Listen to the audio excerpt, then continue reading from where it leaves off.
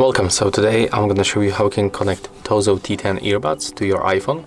At first you have to remember to charge case and earbuds itself at least to the 50%. Next you have to go for the settings on your iPhone, select Bluetooth, tap on the switcher, open case with your earbuds, remove them,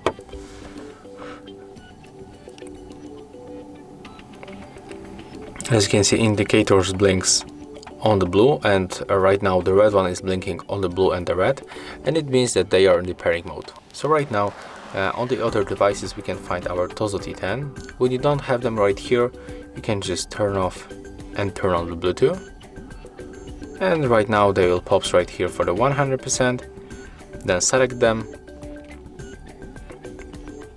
As you can see, right now we are successfully connected. So as you can see, that's how we can make it. If you find this video helpful, remember to leave a like, comment and subscribe.